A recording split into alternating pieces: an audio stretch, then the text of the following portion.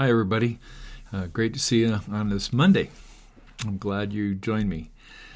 Today, I want to talk about the widow of Zarephath. And Elijah, the great prophet, has just had a run-in with the priests of Jezebel, non-Jewish priests who Jezebel had brought in. She wasn't Jewish, and she was the queen.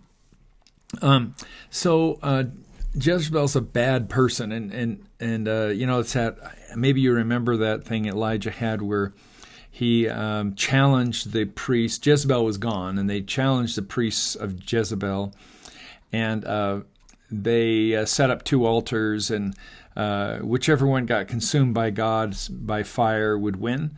And the priests of Jezebel couldn't get anything done, even though they were cutting themselves and doing all kinds of stuff like that.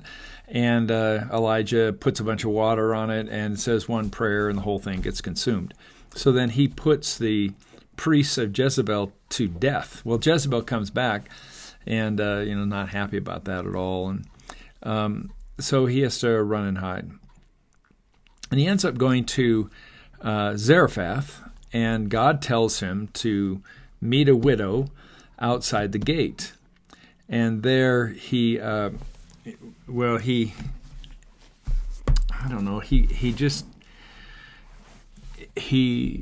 asks her for something to drink. He asks her something to eat.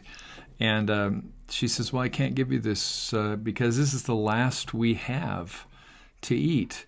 This is the last bit. And then, we're going to die. There's a big famine going everywhere. There's no more oil. This is the last oil. This is the last flour.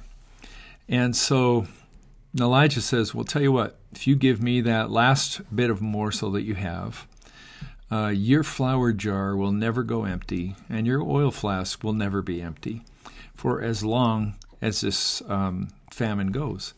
If you'll let me eat this and come and stay with you. So she does. And sure enough, they have all the flour they need. They have all the oil they need. And Elijah stays with the widow at Zarephath. Now, that doesn't seem like it would relate at all to Jesus, does it? Except that Jesus is at his hometown in Nazareth. And he gives a sermon, basically, and they're real impressed. And they say, man, they spoke well of him. They were amazed by his gracious words that came from his lips. How can this be, they asked. Isn't this Joseph's son? Don't we know this guy? How is it that he's so eloquent and can speak so well? And so Jesus says this.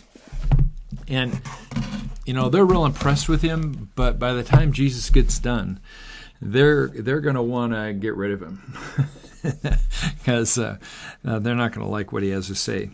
And this is from Luke chapter 4, verse 23. It says, Then he said, You will undoubtedly quote me this proverb, Physician, heal yourself, meaning, do miracles here in your hometown like you did in Capernaum. But I tell you the truth, no prophet is accepted in his own hometown.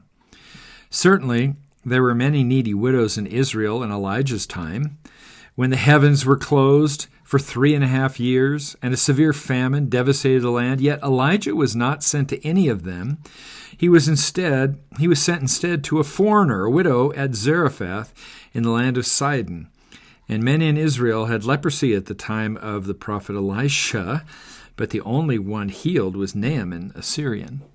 So basically he's saying, they're saying, hey, they start by saying, hey, this is our guy, he's from our town. This is pretty amazing. And then Jesus says, God's going to come to non-Jews, and he's not going to come to this town. You say to me, hey, do some magic like you did in Capernaum. And Jesus says, I'm not going to do that. And not only that, but you know what? God comes to your enemies, Syrians, and this widow who's not even Jewish. God comes to those people, and he's not coming to you, is basically what he's saying. So the next thing they want to do is throw him out of the city. They want to throw him off a cliff. I've seen the cliff there in Nazareth that they would have thrown him off. There's a hospital on top of it now. And so he slips out out of the crowd. They don't notice that he's gone, and he disappears. Well, this is Jesus, isn't it? I mean, he's not going to play up to the hometown like most of us would. We'd go in our hometown and say, yeah, look at how great I am. I mean, they knew me as a kid and I did stupid things, but now I'm pretty great, right? So that's not going to be an issue for him. He's not interested in that. He's interested in people getting the gospel for the right reason, because they need it, not because they're puffed up with their egos. So this is important for us to know, that our egos are not what's important to God.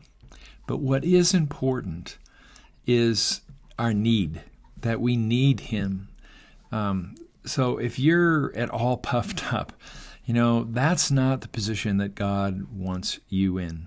He wants you in a position where you realize your sin and you realize your need for him, and you open your life up to everything he has to provide for you, because he has tons of things to provide for you. And if you're working on any other agenda than that, like somehow you're better than non-Christians, or you're a wonderful person, or, God couldn't help but love me because I'm just so wonderful, that's not going to get you anywhere with God. What will get you somewhere with God is admitting that you're a sinner and that you need God's grace, and he's ready to pour it into your life. I hope you have a great day, and God bless. Bye.